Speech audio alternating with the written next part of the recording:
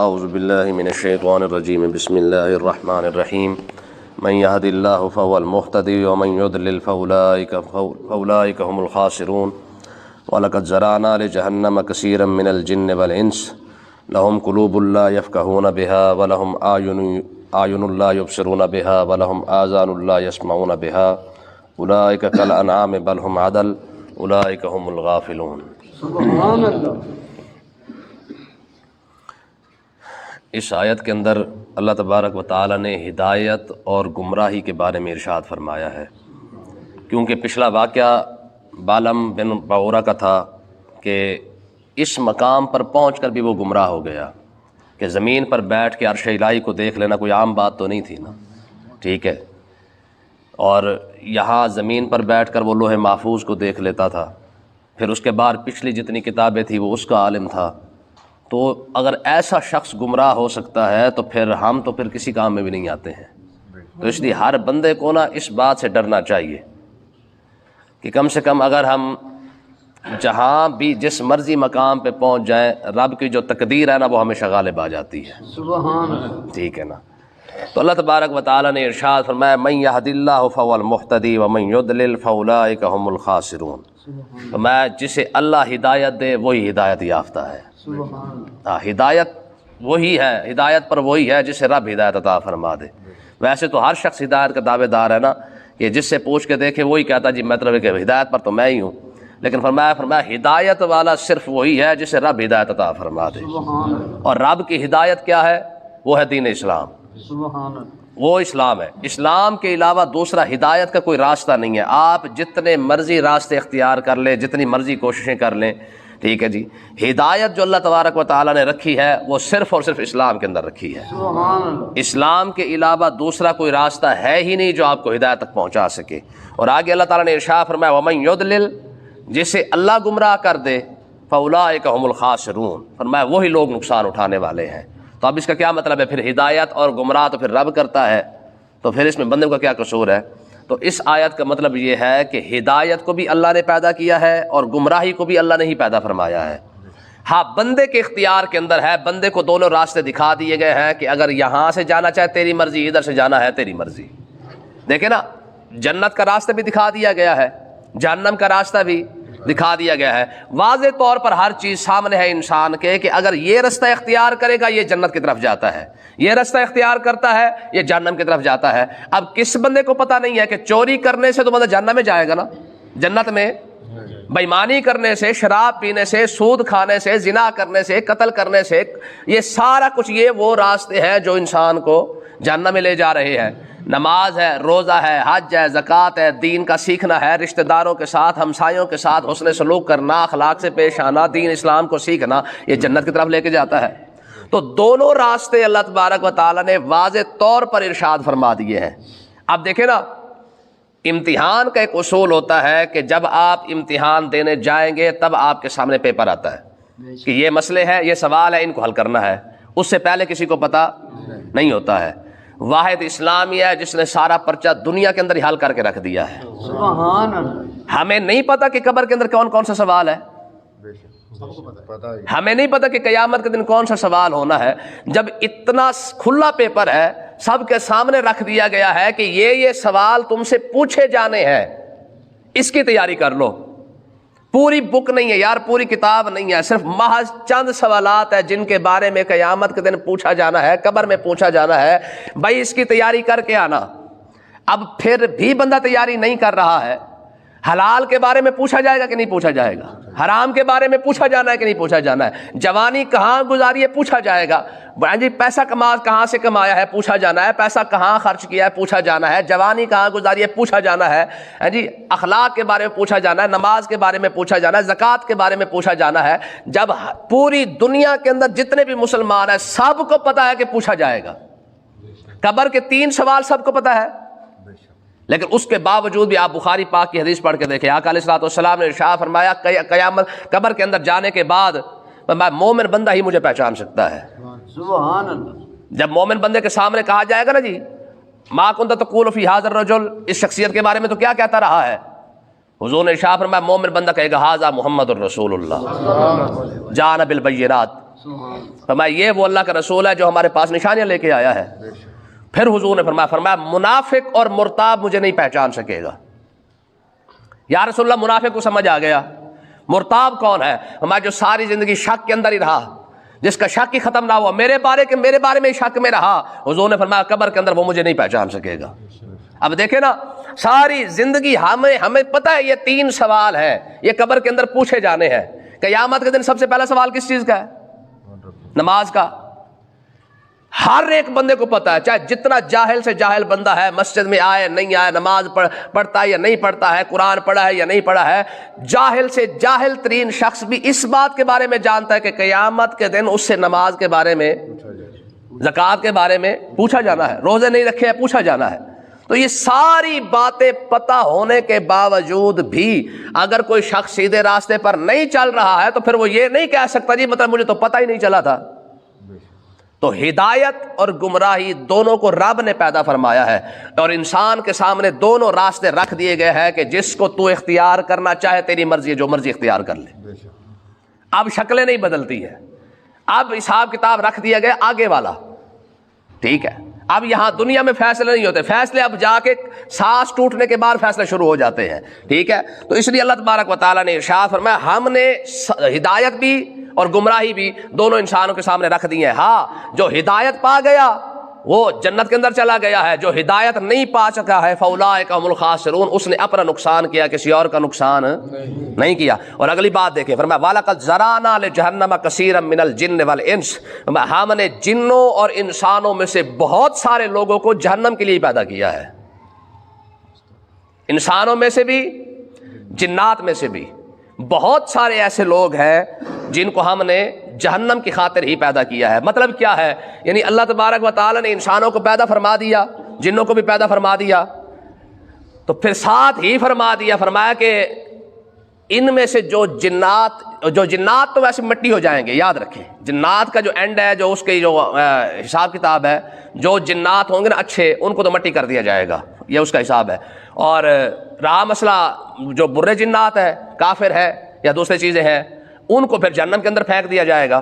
اور ساتھ وہ لوگ جو جہنم کی خاطر پیدا کیے گئے, مطلب کیا ہے کہ اللہ تعالیٰ کے علم کے اندر ہے کہ یہ وہ لوگ ہیں جو کلمہ نہیں پڑھیں گے, جو اسلام کے اندر داخل نہیں ہوں گے, یا مسلمان ہیں جائیں گے تھوڑی دیر کے لیے, لتر پولا کھائیں گے ضرور.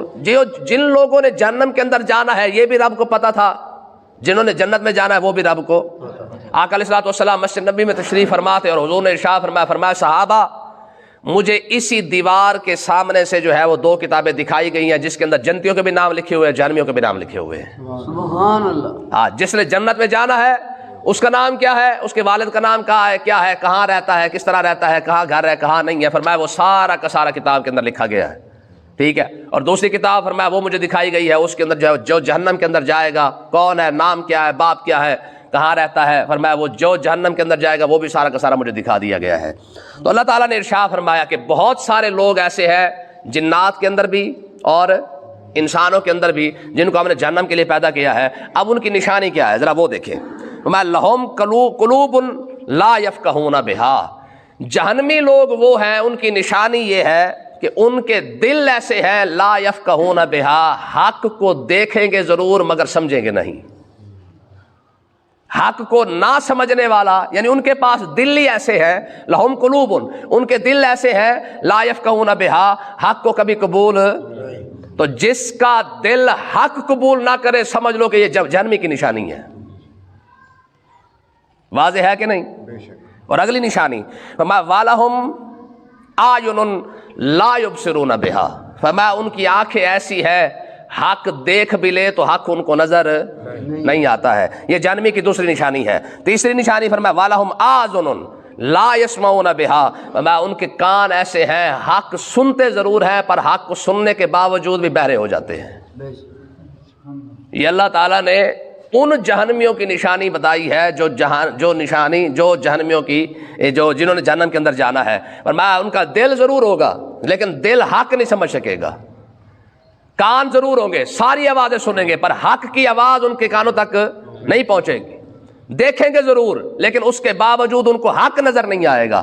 اب یہ انصاف ہم کر کے دیکھیں اور اس وقت امت مسلمہ کر کے دیکھیں, ان کو حق نظر آ رہا ہے؟ نہ ان کے دل پر حق کا اثر ہوتا ہے، نہ ان کی آنکھوں پر حق کا اثر ہوتا ہے، نہ ان کے کانوں پر حق کا اثر ہوتا ہے. یہ امت مسلمہ کا آج حال ہے. پھر اس کے باوجود یہ قرآن ہے، یہ کوئی حدیث تو نہیں پڑھ رہے نا ہم، یہ تو قرآن کی آیت ہے کہ جہنمیوں کی نشانی اللہ تعالیٰ نے یہی بیان فرما دیا ہے. اس کا مطلب کیا ہے؟ اگر جہنمیوں کی یہ نشانی ہے تو اس کا مطلب یہ ہے کہ جنتیوں کی بھی نشانی یہی ہے. جنتیوں کی نشانی پھر کیا بنی؟ جس کا دل حق قبول کر لے سمجھ لو کہ بندہ جنتی ہے.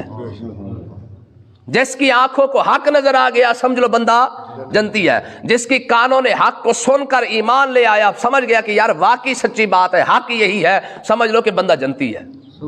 ٹھیک ہے، کیونکہ یہ تین باتیں اللہ تعالیٰ نے ارشاد فرمائی. اور اگلی مثال کیا دی ہے؟ فرمایا کہ جن لوگوں کو حق سننا سمجھنا وارے نہیں کھاتا نا، اولئک کل انعام، یہ ایسے لوگ ہیں جیسے جانور ہوتے ہیں.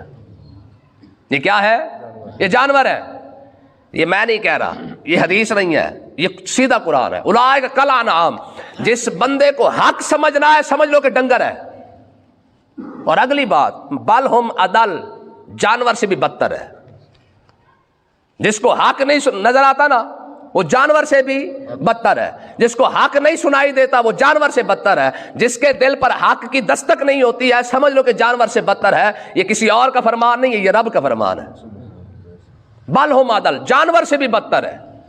امام غزالی کے قول ہے، آپ فرماتے ہیں کہ اللہ تعالیٰ نے فرشتوں کو، جنات کو، جانوروں کو اور انسان کو پیدا فرمایا نا تو ان کے اندر ایک ایک بات رکھی ہے.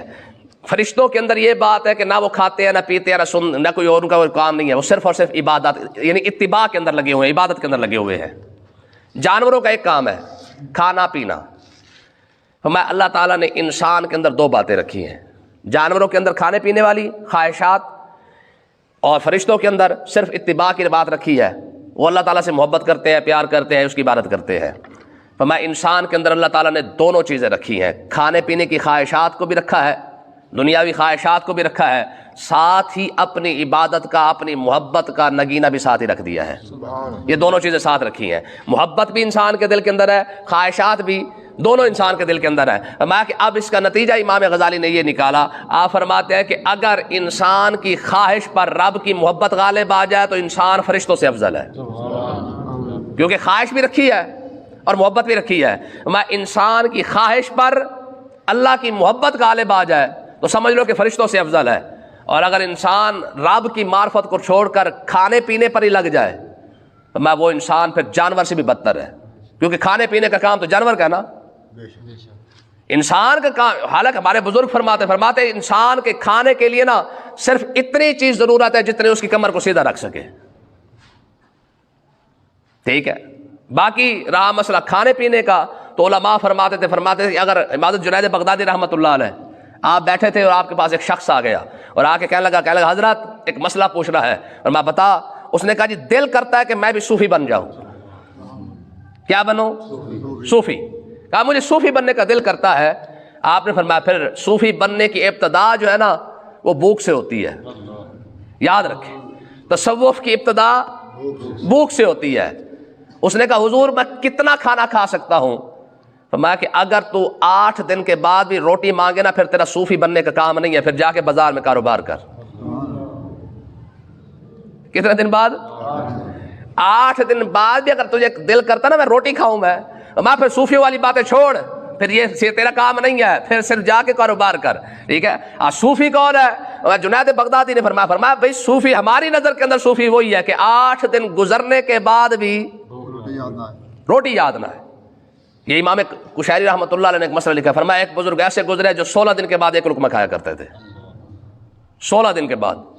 اور اگلی بات، چلو یہ بات چل پڑی ہے تو دیکھیں حدیث ہمارے بزرگ فرماتے کہ جتنی معرفت کی منزلیں ہیں نا وہ جب بھی کوئی بزرگ طے کرتا ہے وہ بھوک کی وجہ سے کرتا ہے. جب بھی طے کرتا ہے وہ بھوک کی وجہ سے کرتا ہے. ہاں جتنی بھوک زیادہ ہوگی، اس لیے روایات کے اندر آتا ہے کہ مکہ پاک سے لے کر طائف تک اس سارے راستے کے درمیان 70 نبی ایسے بھی آرام کر رہے ہیں، وصال ان کا ہوا ہے صرف بھوک کی وجہ سے ہوا ہے. 70 نبیوں کا وصال محض صرف بھوک کی وجہ سے ہے. اور اگلی بات فرمایا کہ ایک حدیث پاک کے اندر آتا ہے، فرمایا کہ جب کوئی بندہ بھوک کی وجہ سے روتا ہے نا، یعنی اس کے پاس ہو بھی صحیح اور اس کے باوجود بھوک لگی ہو، فرمایا بھوک کی وجہ سے رو پڑے تو رب اس بندے کو بڑا پسند کرتا ہے. ٹھیک ہے نا. تو یہ ساری بہرحال ایک تصوف کی باتیں ہیں. تو کہنے کا مقصد یہ ہے اللہ تبارک و تعالیٰ نے ارشاد فرمایا اولئک کالانعام بل هم اضل، فرمایا کہ جانور تو وہ ہے جسے حق سمجھنا ہے، جانور وہ ہے جسے حق دکھائی نہ دے، جانور وہ ہے جسے حق سنائی نہ دے، اور بل هم اضل، بلکہ جانور سے بھی بدتر ہے وہ شخص جسے حق سنائی اور دکھائی نہیں دیتا ہے. اولئک هم الغافلون، میں یہی وہ لوگ ہیں جو غفلت کے اندر پڑے ہیں، جنہیں ساری زندگی کے اندر کبھی حق ہی نظر نہیں آیا ہے. دیکھیں نا اسی بات کو اب میں ہر روز غزہ کی مثال کیوں دیتا ہوں؟ صرف اس لیے کہ آج جو کچھ حق ہے نا وہ غزہ کے اندر ہے. حق کہاں ہے؟ غزہ کے اندر ہے. اگر صاحب ایمان دنیا کے اندر اگر کوئی موجود ہے تو وہ اس وقت غزہ کے اندر موجود ہے. باقی ہمارے رہا مسئلہ، ہم نمازیں بھی پڑھ رہے ہیں، ہمارے روزے بھی ہو رہے ہیں، ماہ رمضان بھی آ چکا ہے، عبادتیں بھی ہو رہی ہیں، عرب بھی کر رہا ہے، عجم بھی کر رہے ہیں، سارے کر رہے ہیں. قیامت کے دن یہ غزہ والے کھڑے ہو کے کہہ رہے ہیں مالک ان سے پوچھ یہ روزے رکھتے رہے؟ ہماری بات تو کسی نے نہیں کی تھی، ٹھیک ہے نا. ان کے روزوں کا حساب بھی لے اور ہمارا رونا بھی ساتھ رکھ، ان کے افطاری کا حساب بھی لے اور ہماری افطاری کو بھی ساتھ رکھ. ایمانداری سے بتائیں اس وقت امت مسلمہ کی جو عبادات ہے وہ کس کھاتے میں آئیں گی؟ یار ہمسایہ بھوکا ہو نا، ہر بندے کو مسئلہ یاد ہے، ہمسایہ بھوکا ہو تو عبادت قبول نہیں ہوتی ہے. آج تو غزہ پورا اجڑ چکا ہے، مسجد اکثر ہو رہی ہے. رات تراویح پڑھنے کے لیے جب مسلمان گئے نا مسجد اقصیٰ کے اندر، یہودی فوج نے ان کو مسجد اقصیٰ میں داخل نہیں ہونے دیا،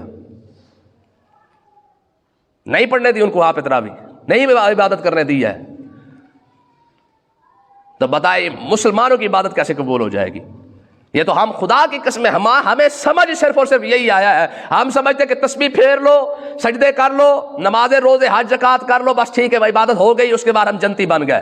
قیامت کے دن جب پوچھا جائے گا تو یہ چیزیں ضرور پوچھی جائے گی کہ بتا تو کیا کر رہا تھا. سب سے بڑا مسئلہ آج کہتے ہیں ہم کیا کر سکتے ہیں؟ تو بائیکاٹ تو کر سکتا ہے نا؟ نہیں کر سکتے.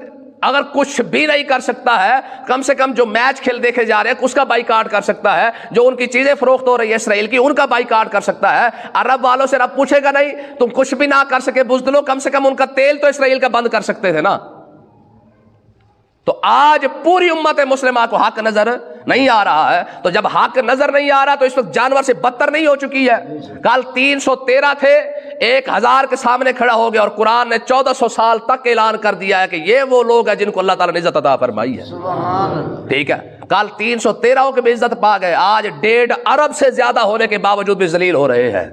ٹھیک ہے نا. یاد رکھیں اسلام جب بھی اوپر آیا ہے وہ جہاد کی وجہ سے آیا ہے. جب سے مسلمانوں نے جہاد کو چھوڑا ہے یہ ذلیل ہو کے رہ گئے ہیں. آپ 1400 سالہ تاریخ پڑھ کے دیکھ لیں، ہمیشہ جب بھی اللہ تعالیٰ نے مسلمانوں کو عزت عطا فرمائی ہے وہ جہاد کی وجہ سے عطا فرمائی ہے. اللہ پاک سمجھنے کی توفیق عطا فرمائے. آمین.